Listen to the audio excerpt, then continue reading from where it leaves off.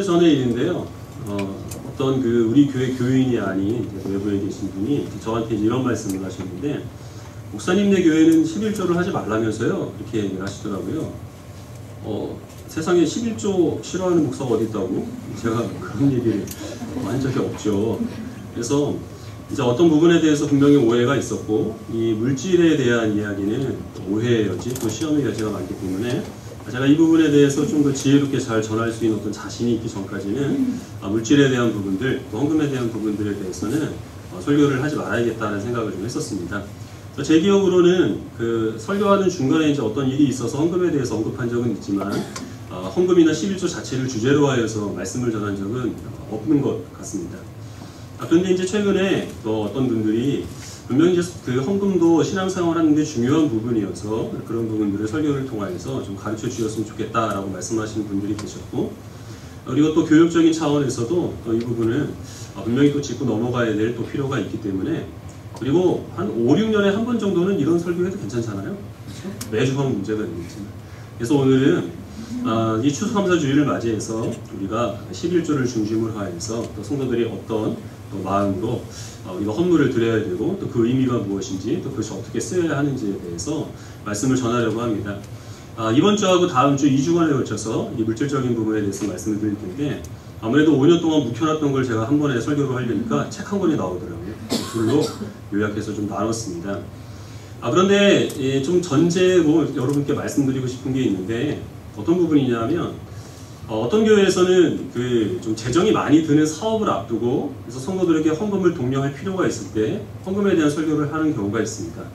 혹시 여러분들이 그런 오해를 할까봐 말씀을 드리는데, 지금까지 해왔던 것 외에 다른 어떤 또 사업 계획, 재정이 많이 드는 그런 계획들은 없습니다. 이렇게 없어도 좋을까 싶을 정도로 전혀 없으니까 그런 부분에 대해서는 오해를 하지 마시고, 그리고 또 한 가지는 최근 들어서 헌금 생활을 내가 조금 등한시 여겼더니 목사님이 말씀으로 나를 때리는구나, 이건 날 들으라고 하는 얘기다, 이렇게 생각하지도 마십시오. 저는 여러분들이 어떻게 헌금을 드리는지 모릅니다. 헌금 내용을 제가 살피지 않고 그 기부금 영수증을 뽑을 때라든지 이렇게 꼭 필요한 그런 부분이 아니면 저는 헌금의 상세 내역을 보지 않고 여러분과 똑같은 정보를 얻습니다. 그 게시판 뒤에 있는 매주 재정보고만 제가 참고로 하고 있기 때문에 이건 날 보고 하는 이야기야, 이렇게 여러분들이 생각을 하지 마십시오. 주제가 자극적이지만큼 오늘은 여러분들이 시험에 드시든지 은혜를 받으시든지 둘 중에 하나인데, 되도록이면 여러분들이 좀 많이 시험 들지 않게 기도하고, 그리고 또 이 말씀을 들었으면 좋겠습니다. 한 가지 또 덧붙이고 싶은 것이 이제 무엇이냐면, 오늘 좀 서론이 긴데요. 이 11조에 대한 부분, 헌금 생활에 대한 부분들은 우리가 이 부분들을 절대적인 가치로 두고 흔들어서는 안 되는 그런 교리적인 내용과는 조금 거리가 있습니다.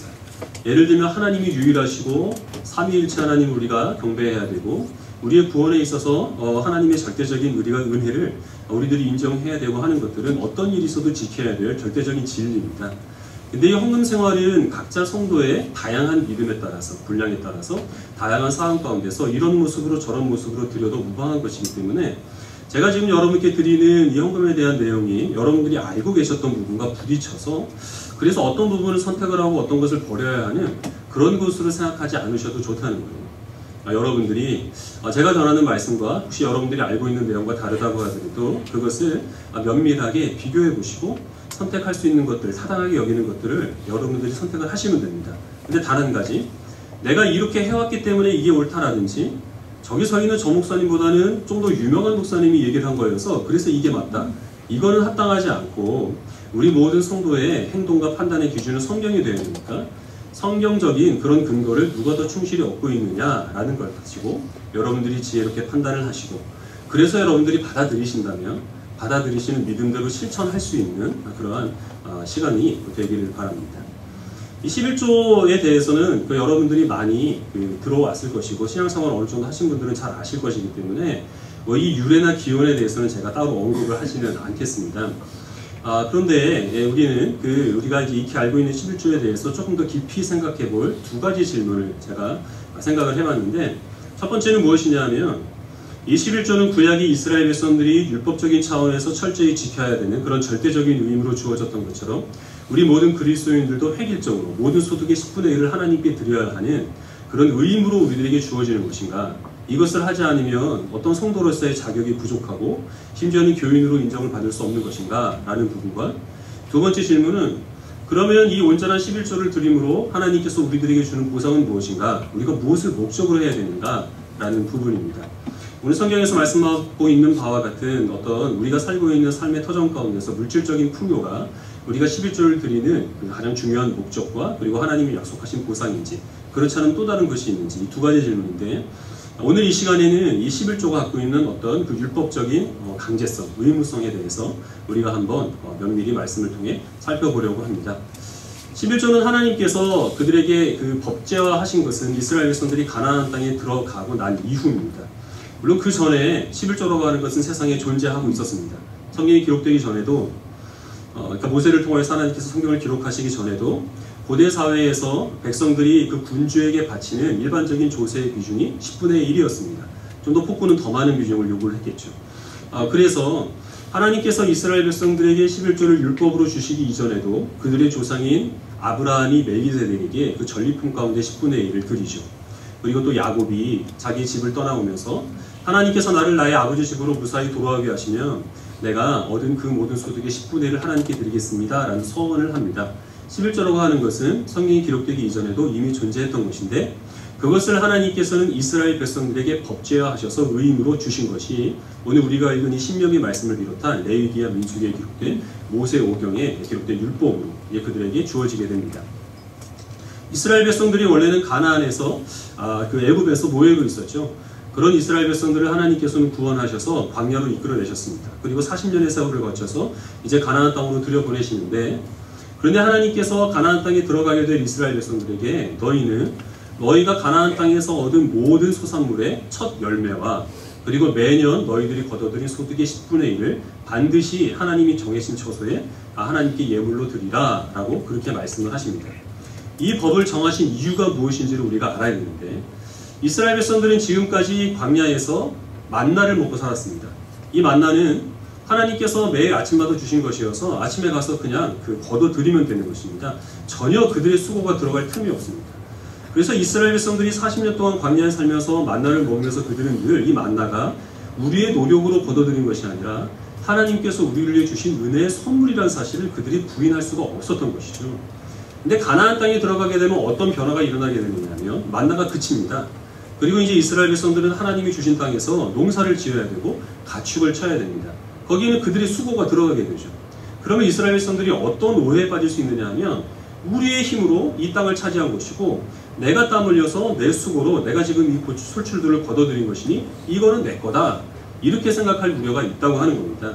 하나님께서는 그래서는 안 된다는 것입니다. 그래서 오늘 신명기 29장 말씀에서 서두에서 하나님께서 애굽에 종되었던 너희를 이 가나안 땅으로 인도하셨고 하나님께서 은혜로 그 땅을 너희들에게 선물로 주신 것이고 그 땅에서 비록 너희가 땀 흘리고 수고하여서 곡식을 거둬들이고 너희의 힘을 들여서 가축을 쳐서 그래서 너희들이 짐승의 새끼들을 얻게 되는 것이지만 그 땅을 허락하신 분도 하나님이시요 그 땅에서 노력할 수 있는 힘과 지혜를 주신 분도 하나님이시기 때문에 너희 수고로 너희가 그 결실들을 거둬들였다고 해서 너희 것으로 여기서는 절대 안 된다는 겁니다. 그 모든 것들이 다 전적으로 하나님의 은혜로 주어진 것이라는 사실을 이스라엘 백성들이 날마다 기억하게 하기 위하여서 모든 토지소산의 첫 열매와 그리고 또한 모든 소득의 10분의 1을 하나님께 드려라 라고 법제화하신 것이죠. 이것은 이스라엘 백성들이 철저히 지켜야 됩니다. 만약에 이스라엘 백성들이 이것을 지키지 않으면 그들이 어떻게 되느냐 하면 내가 가나안 땅에 살아가고 있고 내가 지금 농사를 지어서 이만한 곡식을 거뒀고 내 짐승이 이렇게 많아진 게 순전히 다 내 공로다. 순전히 다 내가 한 일이다. 이렇게 이야기를 함으로 하나님의 은혜를 부인하는 것이 되기 때문에 이 11조는 어떤 일이 있어도 이스라엘 백성들은 철저하게 지켜야 하는 것으로 하나님께서 말씀해 주신 것이죠. 이 11조가 그런데 어떻게 쓰이느냐 하면 많은 분들은 이 11조를 그 땅이 없는 레위 지파가 생계를 유지하는 그런 용도로만 사용되는 것으로 알고 있는데요. 레위기야 그리고 신명기에서 말씀하신 이 11조의 용도는 거기에 그치지 않고 이 11조를 가지고 그 레위인뿐만 아니라 땅이 없는 고아와 과부와 나그네와 같은 사람들이 이 생계를 유지하는 데 지장이 없도록 그들을 돕는 일, 즉 우리식으로 얘기를 하면 구제하는 일에 사용하기 위하여서 하나님께서는 11조를 내라 라고 그렇게 말씀을 하십니다. 근데 이 구제의 용도로 사용되는 11조는 11조 가운데 일부입니다. 매해 중에 그 매해 드리는 11조 중에 3년째 드리는 11조만 이 구제의 용도로 사용이 되고, 나머지 첫째, 둘째에 드리는 11조는 어떻게 사용되느냐 하면 하나님께서 주시는 그 은혜를 가족과 이웃과 함께 누릴 수 있도록 잔치를 베푸는데 이 11조를 사용해라 라고 말씀을 하십니다. 물론 그 중에 일부는 레위인들이나 아니면 또 고아와 과부 같은 가난한 사람들에게 들어가겠지만, 그러나 이 가난한 사람들을 돕는 전적인 구제의 목적으로 사용되는 11조는 셋째에 드리는 11조에 국한이 된다고 하는 것이죠. 그럼 과연 이런 그 11조가 우리 모든 믿는 우리 오늘날 그리스도인들에게도 이스라엘 백성들에게 율법으로 주어진 것처럼 우리도 이것을 율법으로 여겨야 되겠는가 라는 부분에 대해서 우리들은 생각을 해봐야 되겠죠. 몇몇 교단에서 이 11조를 교회 법으로 법제하려는 움직임이 있습니다. 그래서 11조를 온전히 드리는 성도들만 교회 등록교인으로 받고 그들에게만 직분을 주고 그들에게만 봉사를 하거나 공동회에 참여할 수 있는 성도의 자격을 주자 하는 그런 움직임들이 있다고 하는 거죠. 그렇게까지는 가지 않는다고 하더라도 대부분의 교회에서는 직분을 주는 데 있어서 가장 우선적으로 보는 조건 가운데 하나가 이 온전한 11조입니다. 그것을 내야만 중직이라든지 아니면 교회의 여러 중요한 직분들을 맡게 되는 것으로 그렇게 자격을 제한하고 있는데, 그렇게 하는 이유가 무엇이냐면 하나님께서 이스라엘 백성들에게 이 11조를 율법으로 주었고 그들은 이것을 의무적으로 지켜야 했기 때문에 우리 그리스도인들도 신자로서 이런 의무를 다해야 한다라는 그런 차원에서 11조를 이런 어떤 그 교회의 법제화하는 그런 움직임이 있다고 하는 것이죠. 근데 만약에 이 11조를 그렇게 법제하여서 이것을 모든 성도들이 지켜야 될 의무로 이야기를 한다고 한다면 이 신명기 26장에 있는 다른 헌물에 대한 규정도 역시 똑같이 모든 성도들이 공통적으로 지켜야 될 의무로 그렇게 이야기를 해줘야 됩니다. 그것이 무엇이냐면 모든 소득의 첫 열매를 하나님께 드리는 겁니다. 이것은 실제로 이것을 실천하고 있는 성도들도 있습니다. 어떤 그 사업을 한다든가 아니면 취업을 해서 처음 받은 월급이나 아니면 소득을 한 푼도 빼지 않고 다 하나님께 드리는 분들이 있죠. 그런 첫 열매를 하나님께 드리는 그런 어떤 그 아름다운 헌신도 분명히 있는데, 그것은 이 신명기에서 말씀하시는 그 헌신과는 거리가 있습니다. 신명기에서 말씀하시는 그 첫 열매는 매년 드리는 겁니다. 그러니까 우리식으로 얘기를 하면 처음 직장에 취업해서 받은 그 월급을 하나님께 드리는 것을 첫 열매를 드렸다 이렇게 말씀드리는 게 아니라 1월 달에 받은 월급은 한 푼도 빠짐없이 다 하나님께 헌금으로 드려야 여기서 말씀하고 있는 첫 열매를 하나님께 드린 것이 되는 것이고, 거기에 더불어서 매달 받은 그런 월급이나 아니면 우리의 사업하시는 분들에게 있어서 어떤 이익금들을 그 중에서 10분의 1을 다 구별하여서 하나님께 드려야만, 그래야만 이 신명기에서 말씀하고 있는 이 헌물에 대한 규정을 철저하게 지키는 것이죠. 근데 여러분들이 신앙생활 해오면서 어떤 교회에서도 1월 달에 받은 헌금은 전부 다 하나님께 헌금으로 드리십시오, 그게 성도의 의무입니다, 이렇게 가르치는 교회가 있었나요? 제 생각에는 아마 없을 거예요. 근데 이 첫 열매를 드리는 규정은 의무로 규정하지 않으면서 왜 11조에 대한 규례만 의무로 규정을 해야 되는지 그 점에 대해서는 동의할 수가 없다고 하는 것이죠. 그리고 더 나아가서 100번 양보해서 이런 규례들을 우리가 또 어떤 규정으로 지킬 수는 있겠습니다만은, 그러나 우리가 생각해야 될 것이 무엇이냐면 재물에 대한 모든 이 율법에 대한 규정들, 그리고 재물과 제사와 함께 연결된 그런 모든 하나님께 헌물을 바치는 것에 대한 그런 모든 규정들은 예수님께서 우리 대신 제물이 되셔서 십자가에서 죽으심으로 그 율법은 완성하셨고 우리는 그 가운데서 자유함을 누립니다. 10계명에 비롯된 이 도덕법들은 우리가 성도로서 마땅히 지켜야 되는 것들이죠. 그리스도인이 살인할 수 있습니까? 간음할 수 있습니까? 도둑질할 수 있습니까? 그러면서도 내가 성도다 이렇게 얘기할 수는 없는 것이죠. 이 도덕법은 주님께서 오실 때까지 어떤 일이 있어도 우리가 붙들고 지켜야 돼 신자의 분명한 그 강제적인 그런 효력이 있는 말씀으로 살아야 되지만, 제사라든지 제물이라든지 헌물에 대한 그런 부분들은 그것을 정해놓고 강요를 하게 되면 그 다음부터는 율법주의가 되어버릴 수밖에 없다고 하는 것이죠. 그러면 11조를 드리라고 이야기를 하는 그런 어떤 목사님이 계시거나 아니면 11조를 드리는 성도들은 잘못된 것이냐? 그게 아니라는 겁니다. 헷갈리시죠? 내라는 건지 말라는 건지. 신앙생활은 여러분 단순하지 않습니다. 삶을 다루는 것이기 때문에 간단하게 내야 되냐 말아야 되냐 이것을 따지는 것은 중요한 것이 아니고, 내면은 왜 내고 내지 않으면 왜 내지 않아야 되는지 그 이유를 아는 게 중요한데, 헷갈리실까봐 결론적으로 말씀을 드리면 여러분들의 삶 가운데서 내가 지금 구원받은 그리스도인으로 살아가는 것, 오늘 하루 깨어서 내가 지금 호흡하며 이 자리에 앉아 있는 것, 내가 일할 수 있는 직장이 있고 직장에서 일할 수 있는 건강이 있고 다른 사람보다 뛰어난 어떤 재능이 있고 그리고 또 그런 것들로 내가 삶을 살아가는 데서 필요한 모든 것들을 거둬들일 수 있는 그런 여건들이 내 능력이 아니라 전적인 하나님의 은혜라는 사실을 마음으로 믿고 있으면 그 믿음만으로 충분합니다. 그 이후에 11조를 드리던 드리지 않던 그것은 전혀 중요한 문제가 아닙니다. 그리고 하나님께서 내게 주신 그 모든 생명과 믿음과 그리고 내가 누리고 있는 이 모든 은혜에 대한 것이 내 노력이 아닌 하나님께서 내게 허락하여 주신 것이라는 사실에 대한 믿음이 있고, 그 믿음을 감사로 표현하기 위해서 여러분들이 소득의 일부를 구별하여서 하나님께 드린다면 그건 더할 나위 없이 좋은 일입니다. 그건 정말 하나님께서 기뻐하실 일이고, 그렇게 드리는 모든 성도들의 필요를 하나님께서 넉넉하게 채워주신다라고 하나님께서는 분명히 약속하셨고 우리 삶 속에서 그렇게 역사하셨습니다. 우리가 주일 성수와 이것을 비슷하게 좀 연관시켜서 생각을 했으면 좋겠는데요. 우리가 이 자리에 와서 예배를 드리는 것이 여러분 지금 안식일을 지키는 것인가요? 아니죠. 주일에 와서 이 1시간 예배를 드린다고 해서 안식일을 지킨다 이렇게 얘기해서는 안 됩니다. 우리는 주일을 지키는 것이지 안식일을 지키는 것이 아니고, 안식일은 하루 종일 아무 일도 하지 않는 겁니다. 근데 우리들은 여기서 예배 드리고 일하시는 분 많잖아요. 그렇죠?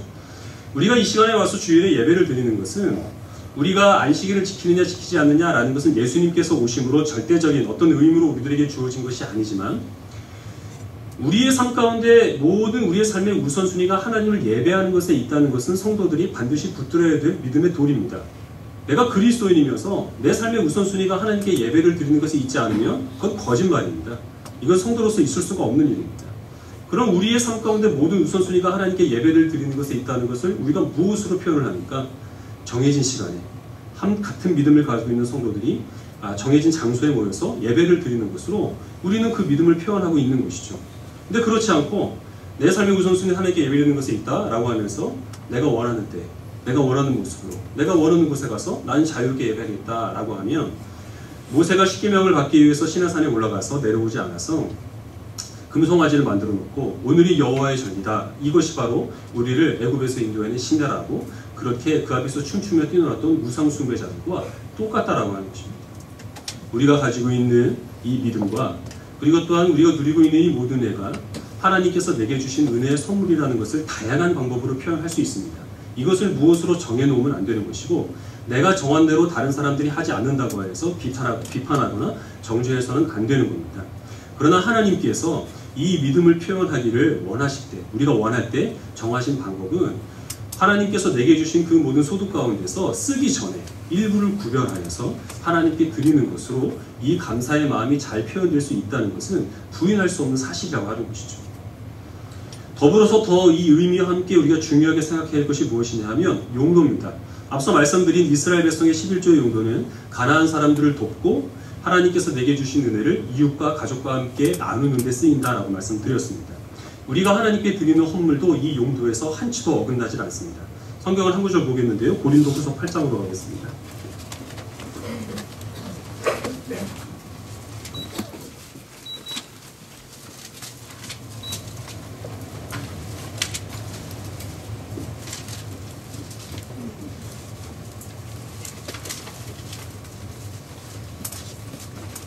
고린도후서 8장 7절부터 15절까지 읽어가겠습니다.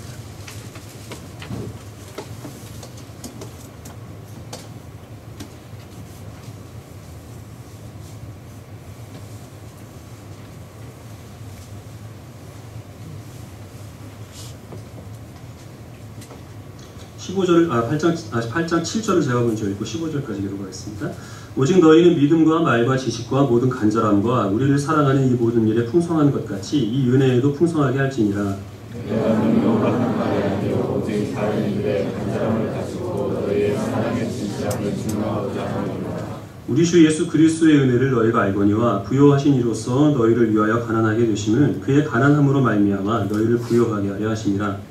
이 일에 나의 뜻을 알노니 이 일은 너희에게 이르노니라. 너희가 1년 전에 하기를 먼저 시작하였느니라. 원하고자 하였음인데 이제는 하던 일을 성취할지니 마음에 원하던 것과 같이 완성하되 있는 대로 하라. 할 마음에 있으면 있는 대로 받으실 거요 없는 것은 받지 아니하시리라. 이는 다른 사람들을 평안하게 하고 너희는 곤고하게 하려는 것이 아니요 균등하게 하려 하니 이제 너희의 넉넉한 것으로 그들의 부족한 것을 보충하는 그들의 넉넉한 것으로 너희의 부족한 것을 보충하여 균등하게 하려 합니다. 읽겠습니다. 기록된 것 같이 많이 거둔 자도 남지 아니하였고 적게 거둔 자도 모자라지 아니하였느니라. 고린도후서는 고린도 교회 교인들에게 사도 바울이 헌금을 독려하기 위하여서 쓴 서신입니다. 먼저 이 헌금을 독려하기에 앞서서 사도 바울은 마게도냐 교인들의 예를 좋은 모범으로 제시를 합니다. 이때 당시에 팔레스타인 지방에 좀 기근이 들어가지고 예루살렘 교회를 비롯한 많은 유대인들의 교회가 큰 어려움을 겪고 있었습니다. 근데 마게도냐 교회 교인들은 대부분 이방인인데 이 이방인들이 유대인들을 위하여서 헌금을 모금을 해서 그들에게 보내서 그것으로 이 유대인 교회가 많은 유익을 얻었다고 하는 것이죠. 그리고 이 고린도 교회 교회는 지금 1년 전부터 이미 이 일을 계획을 하고 있었는데 아직 성도들이 이 일을 실천을 하지 않고 있었기 때문에 사도 바울이 빨리 너희도 마게도냐 교회 교인들처럼 이들에게 헌금을 모아서 보내는 것이 좋다라고 그렇게 권면을 하고 있는 중에 있습니다. 여기서 한 가지 문제. 고린도 교회 교인들과 마게도냐 교회 교인들은 이때 당시에 11조를 하고 있었을까요? 하지 않고 있었을까요? 당연히 하지 않고 있었습니다. 이들은 이방인이었기 때문에 11조는 고사하고 안식일도 지키지 않았고 할례도 받지 않았습니다. 오직 예수 그리스도를 믿는 믿음 하나만으로 신앙생활을 한 사람들입니다. 바울은 지금 여기에서 성도가 11조를 드리거나 헌물을 드릴 하나님께 의무가 있다라는 것을 이야기하는 것이 아니라 지금 너희들의 그 넉넉한 도움으로 그것으로 구원과 은혜를 입을 그 유대인 교회를 생각하라라는 것이죠. 그래서 이 헌금을 독려하는 태도가 절대 강압적이거나 어떤 할당량을 정해줘서 이것 이상 해라 이렇게 지금 얘기를 하고 있지 않은 것이죠. 8절을 다시 보시면 내가 명령으로 하는 말이 아니요 다른 이들의 간절함을 가지고 너희의 사랑의 진실함을 증명하고자 함이로라 이렇게 얘기합니다. 명령이 아니라는 겁니다. 이거는 정해진 분량, 정해진 비율 이것을 너희들에게 제시하는 것이 아니라고 하는 거죠. 다만 너희들이 유대인 그리스도인들을 한 형제로서 얼마나 사랑하고 있는지를 그 사랑을 말로만 하지 말고 그것을 이 사람들의 필요를 채우는 것으로 표현해라. 그런 것이 좋다라고 지금 권하고 있는 것입니다. 그리고 또 이들이 이 유대인들을 돕는 헌금을 모금하여 드림으로 일어나게 되는 결과에 대해서 바울이 이야기를 하고 있는데 어떤 사람들이 주장하는 것처럼 하나님께 그렇게 드린 만큼 하나님께서는 거기에 비례해서 우리의 모든 그런 어떤 물질적인 복을 하나님이 보장해 주신다. 이것을 지금 결과로 얘기를 하지 않고 그들이 힘에 겹도록 힘껏 모아서 유대인들을 도움으로써 일어나는 일은 모든 성도들의 소득이 균등하게 된다는 겁니다. 모든 성도들의 소득이 균등하게 된다는 것은 지금 상대적으로 조금 넉넉한 이 고린도 교회 교인들이 약간의 손해와 희생을 감수하여서 그것을 모아서 유대인들에게 보내면 상당히 어려운 처지에 있는 유대인들은 상대적으로 부유하게 돼서 결과적으로는 소득이 비슷하게 된다는 거죠. 근데 이 소득이 비슷하게 됨으로 고린도 교회 교인들에게는 어떤 일이 일어나게 됩니까? 내가 전에 쓰던 것들을 쓰지 못하는 불편함을 감수할 수밖에 없다는 거죠. 근데 그게 왜 중요한 일이냐 하면 그것이 바로 예수님을 닮는 일이기 때문에 그렇다는 겁니다. 예수님께서 부요한 그런 하나님의 아들이시지만 그 모든 하나님의 영광을 버리고 우리와 같은 모습으로 이 땅 가운데 오신 것은 우리를 구원하기 위해 오신 것인데 그런 예수님의 희생과 헌신과 낮아짐을 이 고린도 교회 교인들이 어떤 물질적인 손해를 감수하고 그리고서 유대인들의 부족함을 채워준다면 우리는 결과적으로 예수 그리스도를 닮아간다고 하는 것입니다. 이것이 헌금을 드림으로 일어나는 결과입니다. 어떤 분량, 어떤 금액, 또 이것을 함으로 어떤 보상 이런 것을 얘기하지 않죠. 그래서 사도 바울이 이 교인들에게 제시하는 헌금을 드리는 데 있어서 한 가지 원칙은 9장 7절에 있습니다. 9장 7절에 같이 보겠습니다.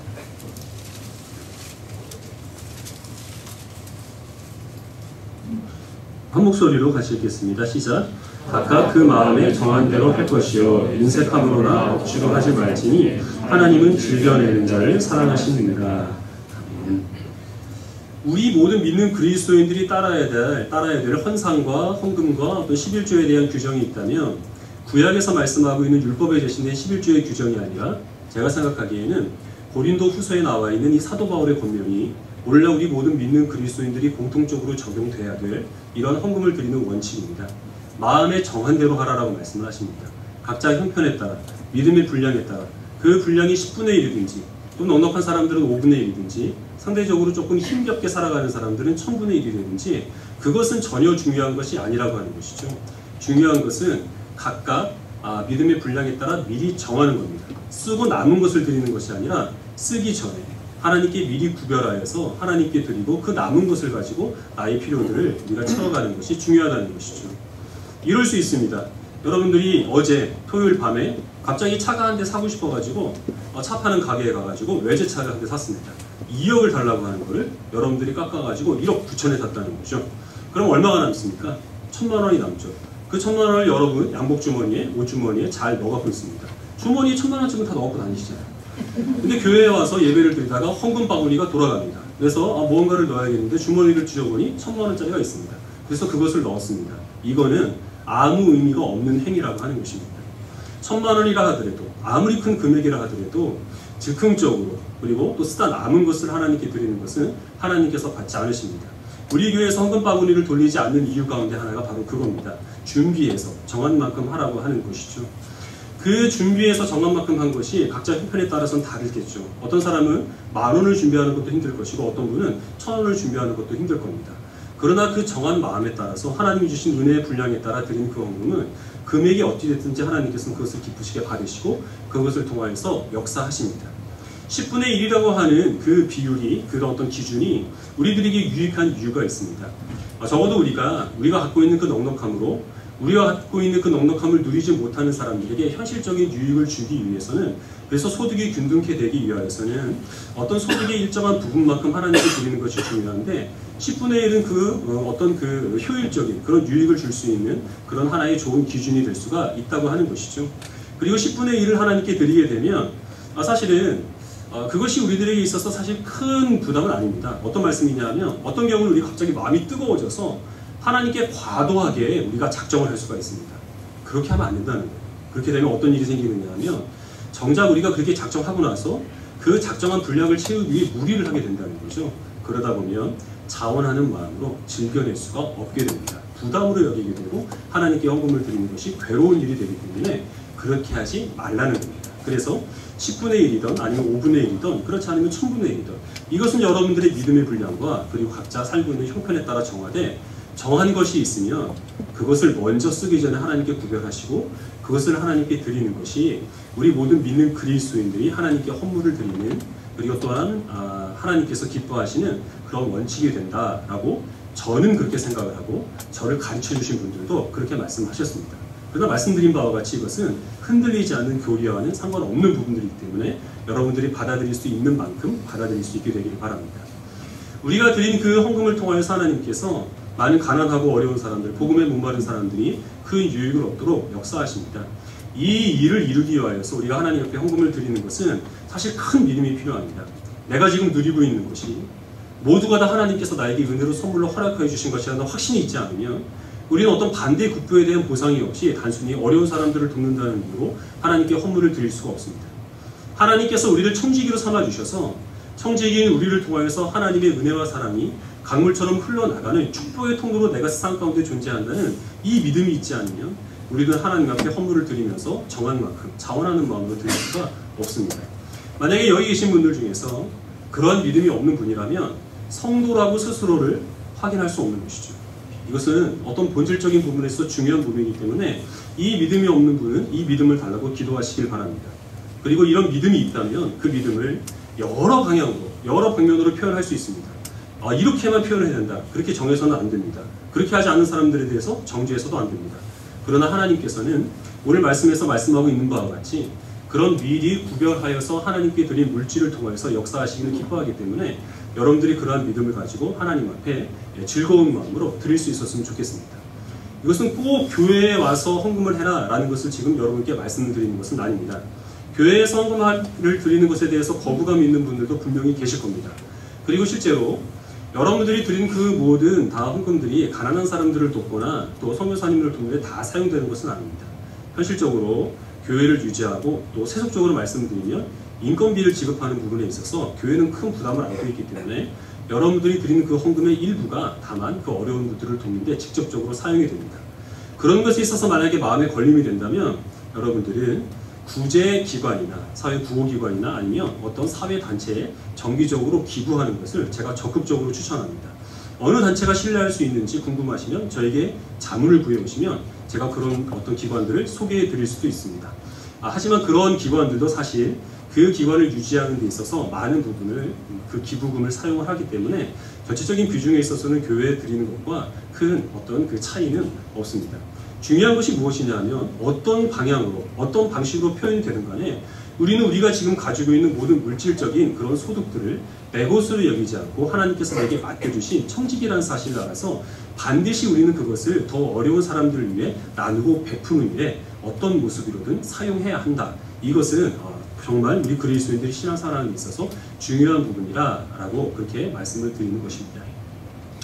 여러분들이 교회를 볼 때 교회가 참 많은 다양한 모습이죠.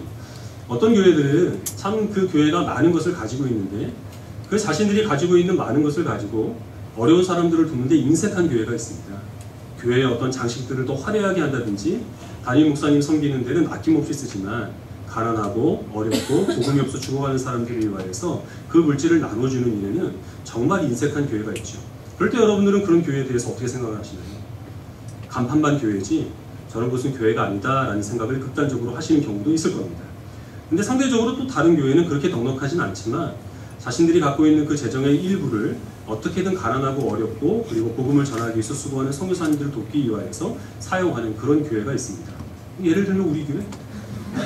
우리 교회는 개척했을 때부터 무슨 배짱인지 지금 이해가 안 되는데 전체 재정의 10분의 1은 이런 구제와 선교사에게 사용하자라는 것을 원칙으로 정했고 지금까지 잘 해오고 있고 자금까지 포함을 하면 10의 2조, 20% 이상은 그렇게 하나님께서 기뻐하시는 데 직접적으로 사용하도록 그렇게 합니다.